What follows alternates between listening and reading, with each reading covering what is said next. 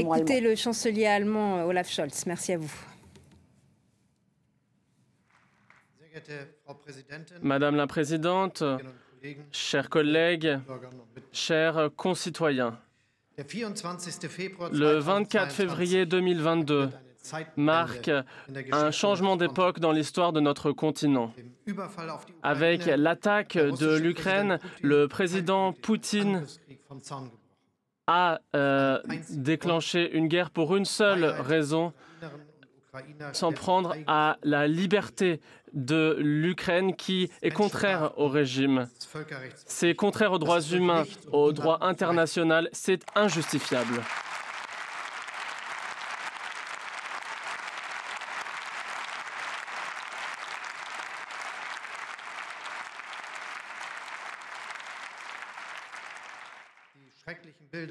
Les images terribles de Kiev, de Kharkiv ou de Mariupol montrent tout le cynisme de Poutine, l'injustice, la douleur des Ukrainiens. Tout cela nous touche. Je sais très bien quelles questions les citoyens allemands se posent aujourd'hui. Quelles préoccupations ils ont au vu des nouvelles terribles de la guerre. Un grand nombre d'entre nous ont encore les récits de nos parents ou de nos grands-parents de la guerre. Et pour les plus jeunes, c'est impensable. La guerre en Europe. Un grand nombre d'entre vous,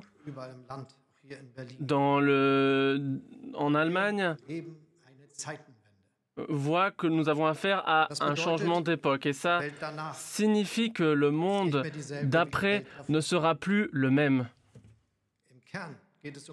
Il s'agit d'une question. Est-ce que la puissance peut être contraire au droit? Est-ce que Poutine peut nous renvoyer dans l'ère des grandes puissances du 19e siècle ou est-ce que nous posons des limites à Poutine?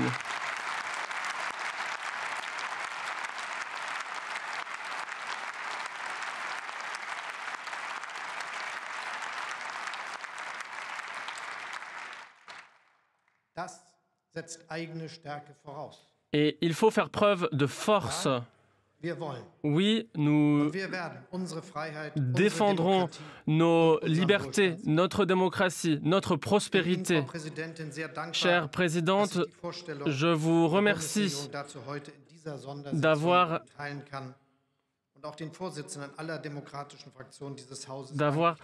convoqué cette session. Je vous remercie aussi, vous tous, d'avoir soutenu cette session.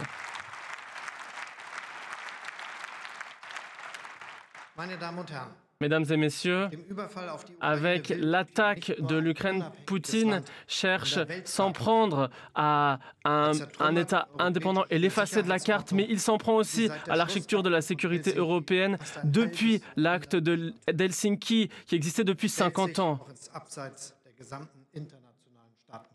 Il s'isole de la communauté internationale des États. Aujourd'hui, avec la France, nous avons cherché à dénoncer cela au Conseil de sécurité, qui est une violation grave du droit international. Et vous avez vu que nous avons eu du succès au Conseil de sécurité. Nous ne sommes pas seuls dans notre défense de la paix et nous continuerons avec toute notre force. Et je remercie Annalena Baerbock, ministre des Affaires étrangères, pour cela, pour son soutien.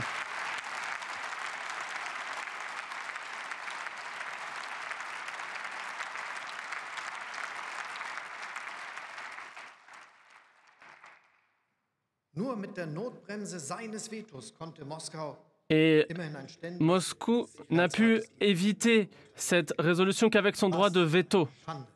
Quelle honte!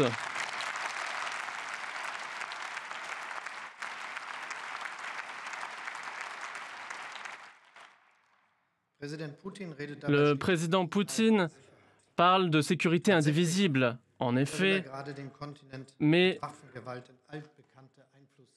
il veut diviser le monde en sphères d'influence. Et cela a des conséquences pour la sécurité en Europe. Oui, une sécurité durable en Europe, non pas contre la Russie à long terme, mais il faut, à court terme, montrer des limites à Poutine.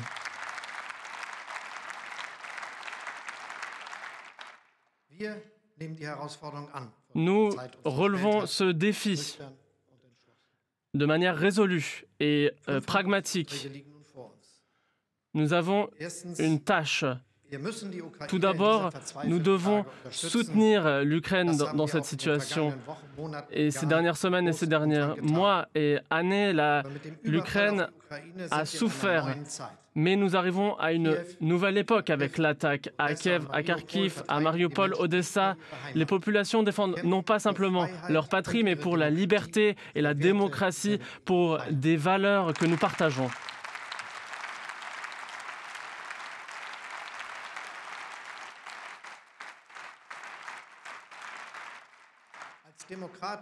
En tant que démocrates européens, nous sommes à leur côté, du bon côté de l'histoire.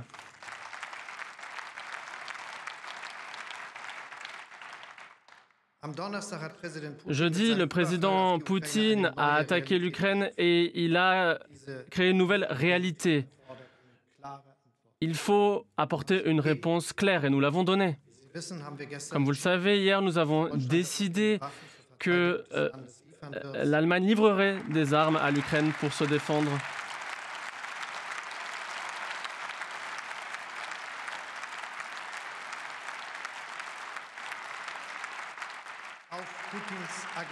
L'agression de Poutine ne pouvait pas rester sans réponse. Mesdames et messieurs, après nos négociations, il faut mettre un terme au cours de Poutine. Cette guerre est une catastrophe pour l'Ukraine, mais elle sera aussi une catastrophe pour la Russie.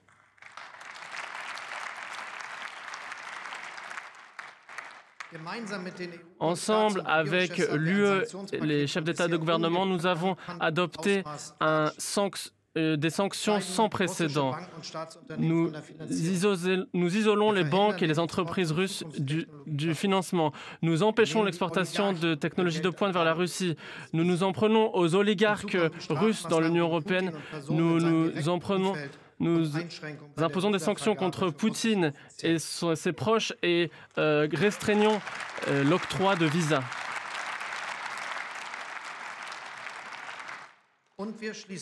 Et nous isolons des banques de SWIFT. C'est ce qu'ont décidé les chefs d'État et de gouvernement des démocraties.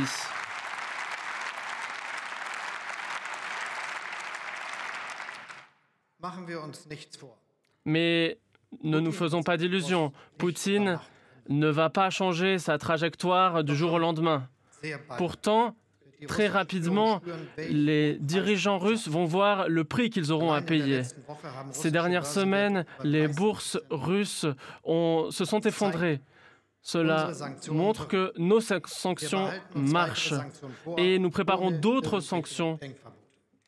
Nous ne nous restreignons pas.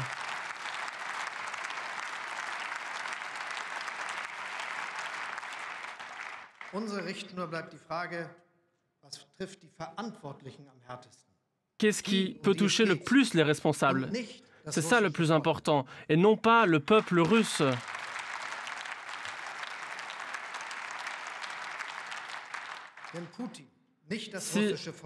Car c'est Poutine et non pas le peuple russe qui a décidé la guerre. Et donc, il faut clairement faire comprendre que cette guerre est celle de Poutine.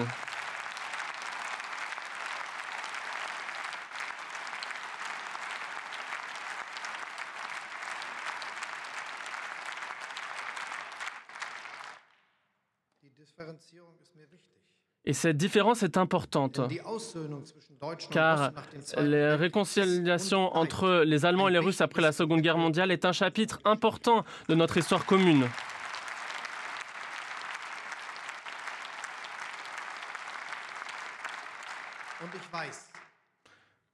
Et je sais qu'il est difficile de voir cette situation, en particulier pour les citoyens de notre pays qui sont nés en Ukraine ou en Russie. Et nous ne permettrons pas que ce conflit entre Poutine et le monde libre rouvre des vieilles rancunes.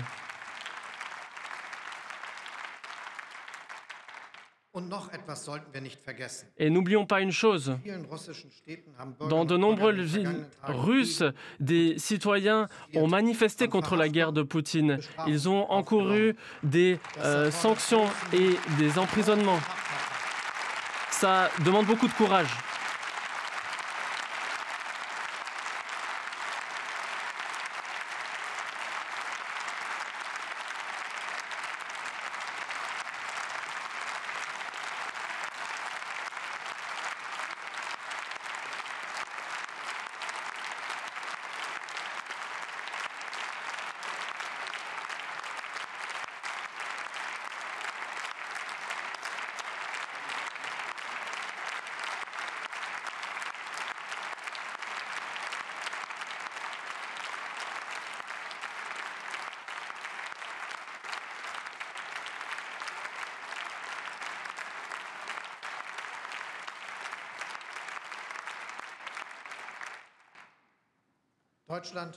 L'Allemagne est aujourd'hui aux côtés de l'Ukraine. Nos pensées vont aujourd'hui aux victimes de l'attaque offensive de la Russie et nous sommes aux côtés des Russes qui se sont opposés à Poutine et qui refusent sa guerre. Nous savons que vous êtes nombreux.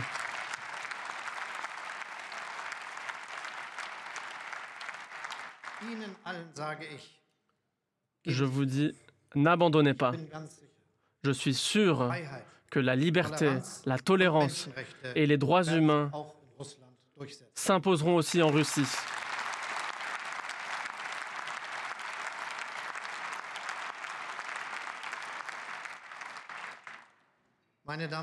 Mesdames et messieurs, le troisième grand défi, c'est d'éviter que la guerre de Poutine se propage dans d'autres pays européens. Et ça signifie que, sans condition, nous sommes engagés par nos obligations de l'OTAN.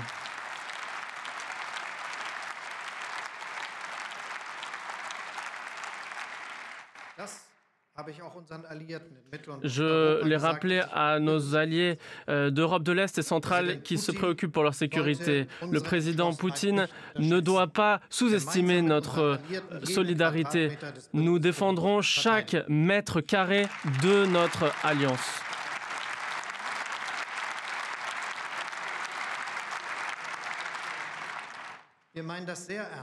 Et nous pensons cela. C'est notre volonté de défendre chacun de nos pays, comme si c'était le nôtre.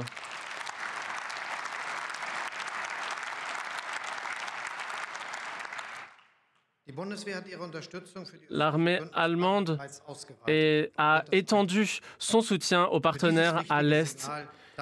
Je remercie la ministre de la Défense pour ce signal. Nous avons renforcé notre déploiement. En Roumanie, nous avons prolongé et élargi nos missions. Nous souhaitons participer à une nouvelle unité en Slovaquie. Notre marine apporte des navires supplémentaires pour assurer la mer du Nord et la mer Baltique et la mer Méditerranée.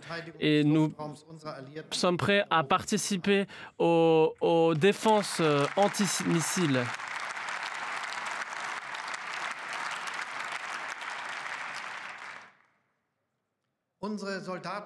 Nos soldats, ces derniers jours, ont eu très peu de temps pour se préparer à cet engagement. Et je leur dis merci.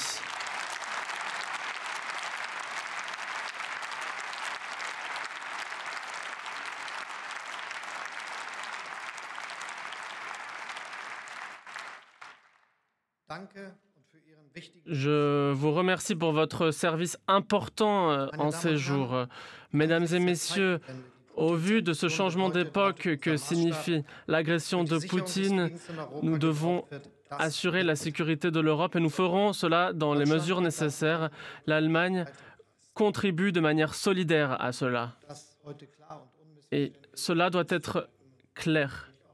Mais ça ne suffit pas de le dire. Il faut que l'armée allemande dispose de nouvelles compétences. Et c'est mon 4e point.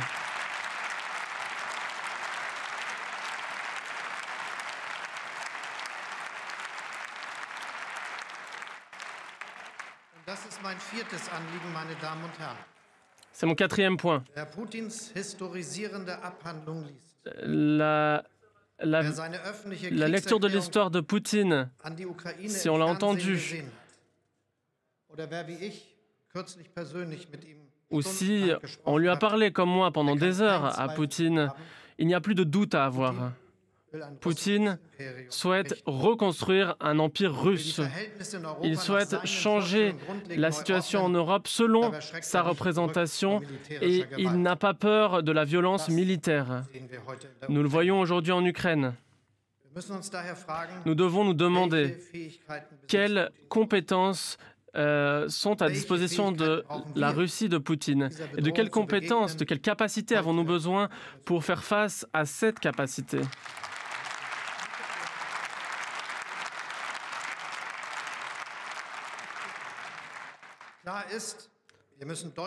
Nous devons investir davantage dans la sécurité de notre pays afin de défendre notre liberté et notre démocratie.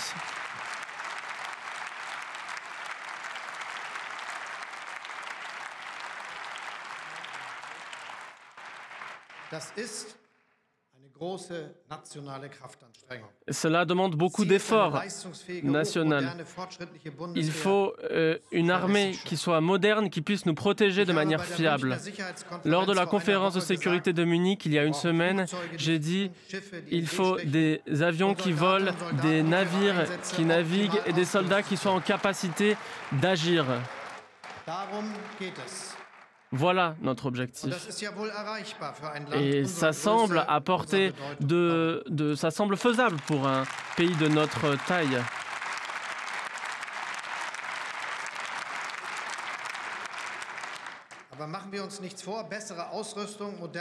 Mais pour avoir de meilleurs équipements, de meilleurs personnels, etc., il faut beaucoup d'argent. Nous préparons un fonds spécial pour l'armée allemande et je remercie le ministre Lindner pour son soutien.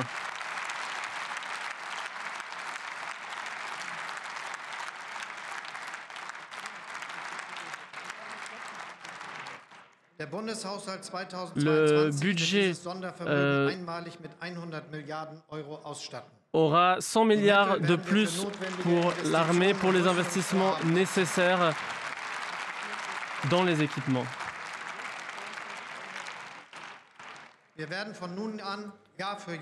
D'année en année, nous passerons plus de 2% de notre PIB pour notre défense.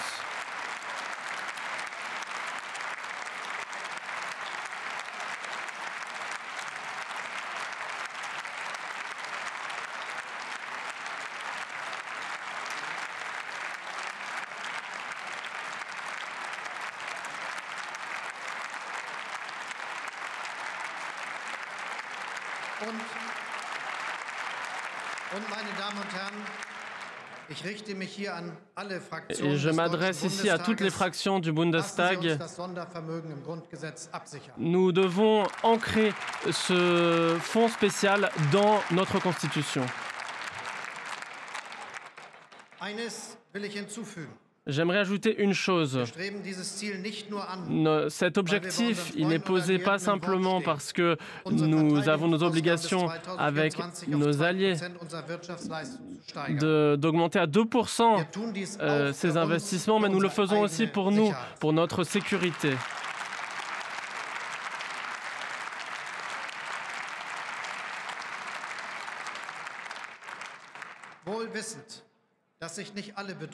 Nous savons que toutes les menaces de l'avenir ne pourront pas se résoudre avec l'armée. Et c'est pour ça qu'il nous faut un travail de coopération au développement.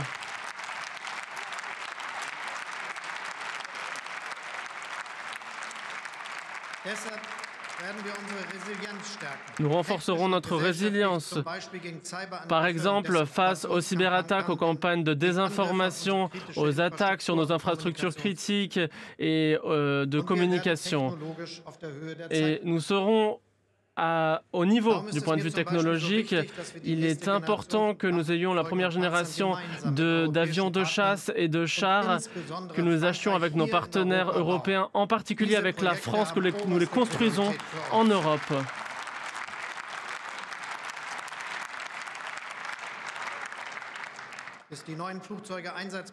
Jusqu'à ce que ces avions soient disponibles, il faudra continuer à développer les efforts à ce titre. Et pour cela, un contrat sur des Eurodrones a été signé. L'achat d'équipements en provenance d'Israël va aussi être renforcé.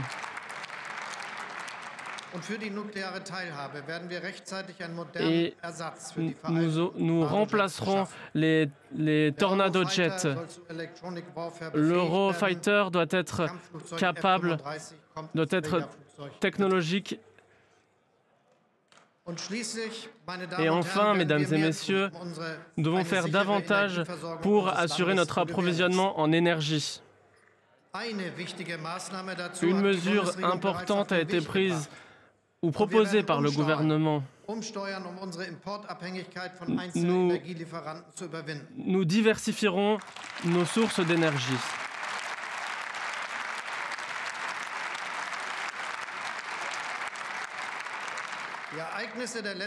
Les événements ces derniers jours nous ont montré que pour avoir une politique d'énergie responsable, c'est important pour notre économie et notre climat, mais aussi pour notre sécurité. Ainsi, plus nous construirons rapidement des énergies renouvelables, mieux ce sera.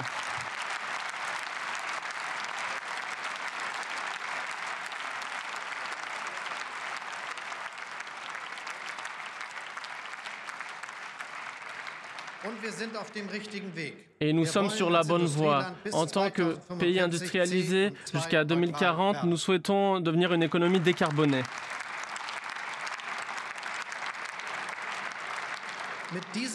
Avec ces objectifs, nous devons prendre des bonnes décisions pour nous découpler des hydrocarbures. Nous devons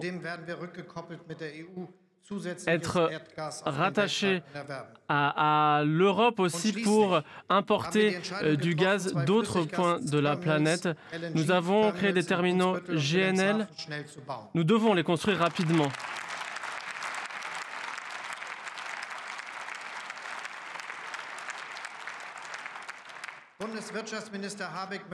Le ministre de l'économie, Habeck, mérite mes remerciements.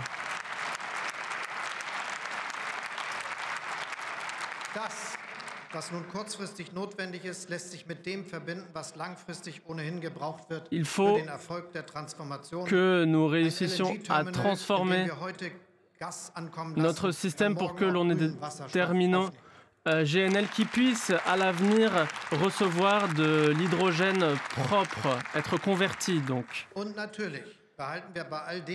Et bien sûr, nous savons que l'énergie va coûter cher avec la guerre de Poutine. À ce titre, nous avons pris des mesures pour proposer des aides aux foyers les plus vulnérables. Le gouvernement adoptera des mesures rapidement à ce titre.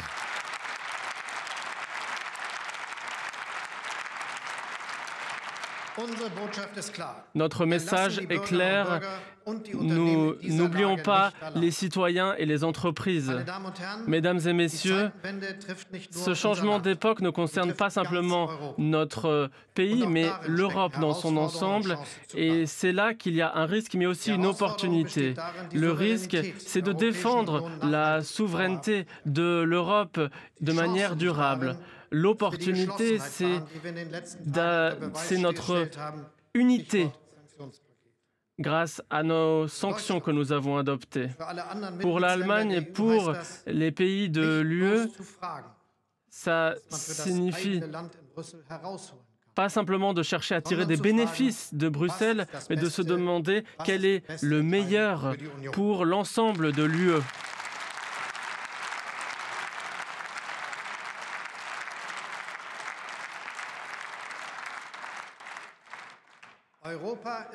L'Europe est notre cadre de négociation. Si nous comprenons cela, nous pourrons faire face aux défis de notre temps. Et j'en arrive au cinquième et dernier point. La guerre de Poutine signifie une césure aussi pour notre politique extérieure. Autant de diplomatie que possible sans être naïf, cette proposition demeure. Mais ne pas être naïf, ça signifie de s'engager pour un vrai dialogue, mais aussi il faut pour cela une disposition des deux côtés. Et c'est ce que Poutine n'a pas. C'est ce que nous avons vu ces derniers jours et semaines.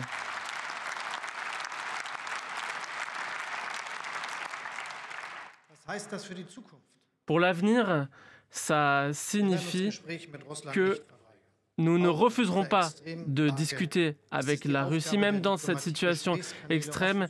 Les voies diplomatiques doivent demeurer ouvertes. Le reste serait irraisonnable, déraisonnable.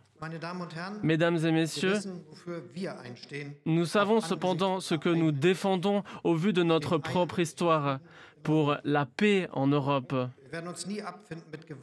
Nous n'accepterons jamais la violence comme politique. Nous défendrons toujours pour une solution pacifique des conflits. Et nous n'arrêterons pas tant que la paix ne sera pas assurée en Europe.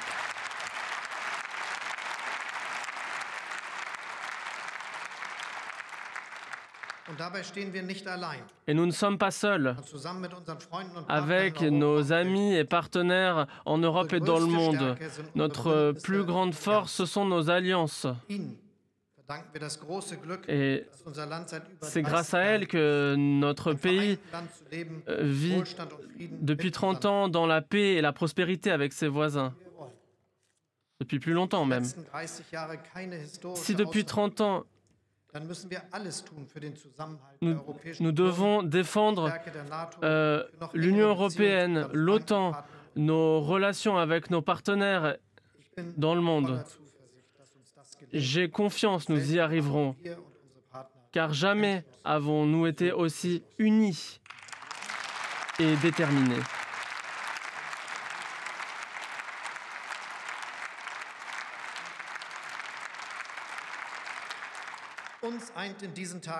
Ce qui nous unit, c'est que nous connaissons la force de la liberté de la démocratie, ce qu'un consensus social large peut permettre. C'est ce qui nous permet de résister aussi à ce changement d'époque.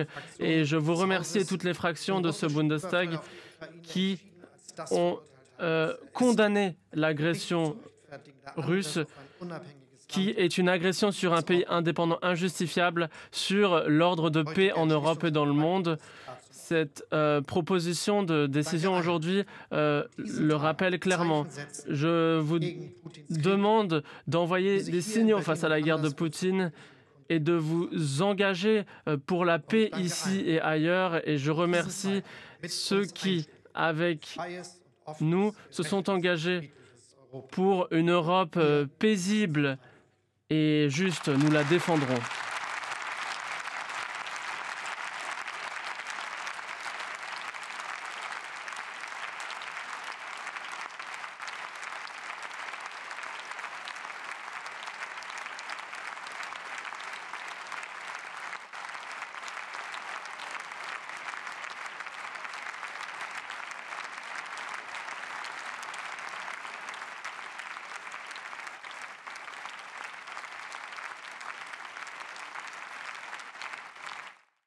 Voilà pour ce discours du chancelier allemand Olaf Scholz devant le Bundestag à Berlin, largement applaudi par l'ensemble des partis politiques allemands qui sont donc réunis pour cette session et convoqués.